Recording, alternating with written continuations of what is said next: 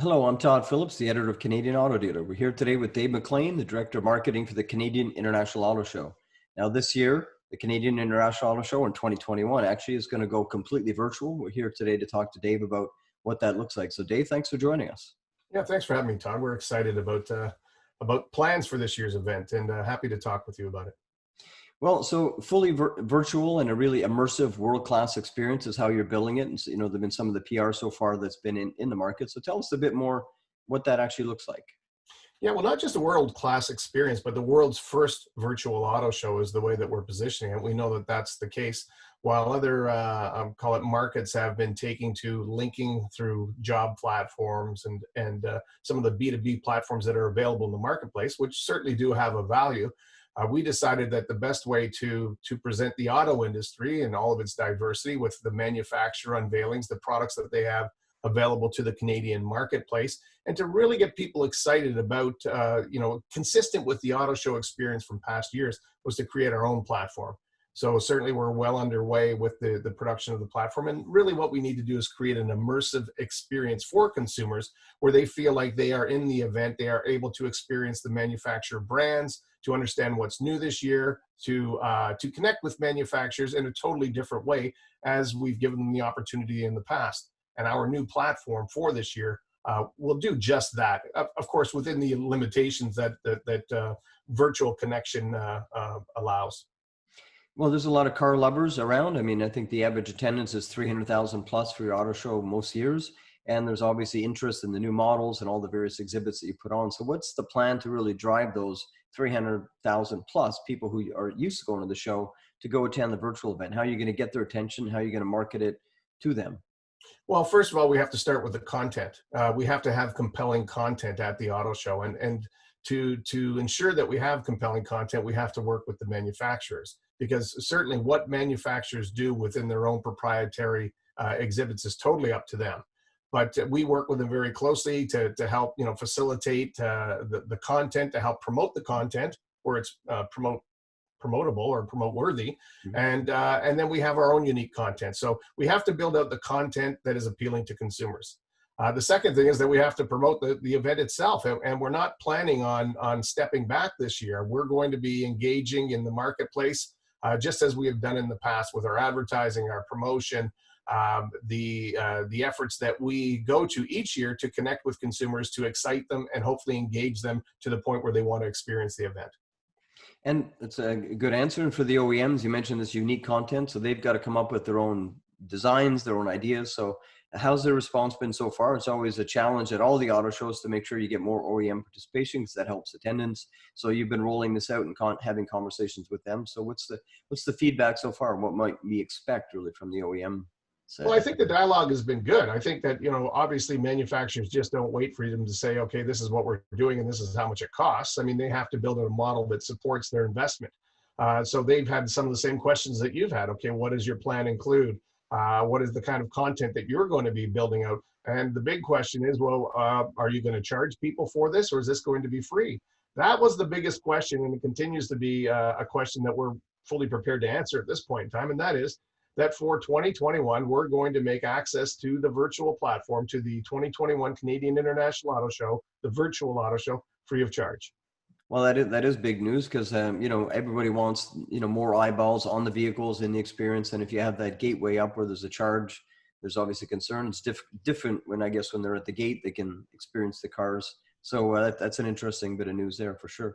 One question I had too. One of our core audiences is car dealers, and this week it was really auto show week. There's a lot of events, whether it's VIP night, whether it's dealer meetings. There's lots of activity in and around the event itself. So what have you heard? What can we expect? Will we still get that same sense of that it's an entire week full of activities? Well, I think there's no question that because we're presenting this as a show and conducting it as a show, and that is from 10:30 a.m. until 10 p.m. every night, except the closing Sunday. We'll probably shut it down a little earlier. And there's reason for doing that. Manufacturers will have to physically be engaged with this platform to some degree. What that degree is going to be totally up to them.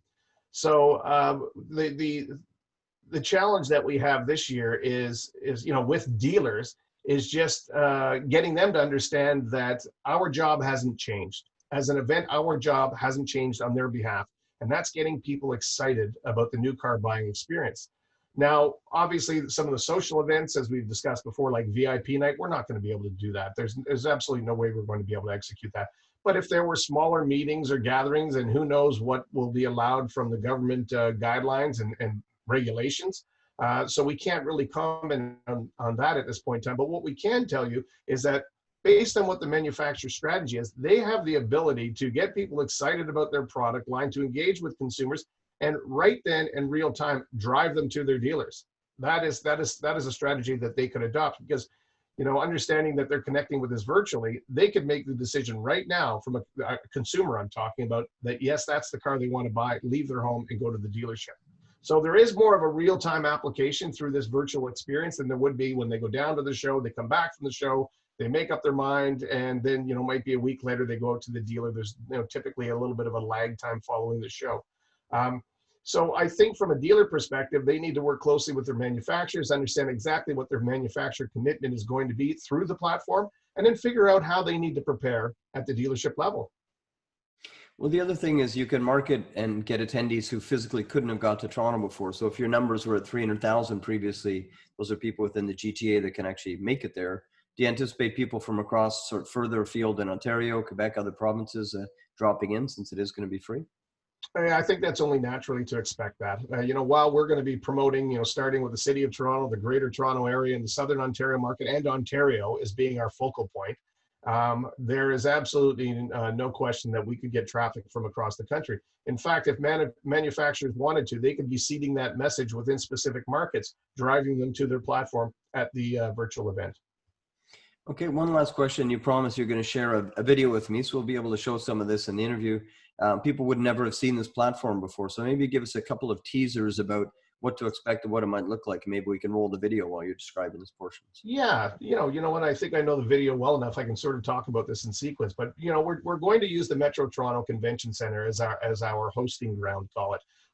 The Metro Toronto Convention Center is the home of the Canadian International Auto Show, and our future plans included offering a virtual platform that runs concurrently with our physical event. So it doesn't make sense to have a hypothetical hall. So patrons will enter through the north building of the Metro Toronto Convention Center. From there, they can decide where they want to go and how they want to get there. Of course, there is the opportunity to travel, call it on foot through the halls of the convention center, to get to walking the aisles and seeing what's in the show. To if you're in a bit of a hurry, or if in fact you've missed a step, or you want to know how to get back, you can simply connect directly to the manufacturer's exhibit. So I think one of the great things that we're looking at doing is introducing this co-browser technology where people can meet and walk the show together, because we realize that people don't typically go to an auto show on their own. Now, once you're in the hall, you can walk up, and as I said before, you can walk up and down the aisles, and then you connect, you immerse with the manufacturer's experience. So there's great opportunity for people to experience pricing, promotions, the unique products that are available from the manufacturers in the Canadian marketplace, and really take in an experience that is not exactly the same as a physical event, but certainly gives you all of the information, a certain amount of the entertainment, and a great deal of knowledge about what's available in Canada. Well, the other thing is you're probably going to save people like me some walking across those walkways back and forth. I know for Media Day, we've certainly traipsed all around the hall going from booth to booth. Is there going to be a virtual Media Day as well this year with some reveals and some other information? Yeah, and that's exactly what our current conversations and negotiations are including with manufacturers. Of course, we plan to have a virtual Media Day on Thursday, February 11th. We're asking and hoping that all manufacturers will make the same sort of commitment that they make to our physical event each year. And that is, having embargoes on specific model introductions until Media Day, holding back on some of those big corporate announcements, whether they be about future product development, celebrity endorsements, whatever it may include.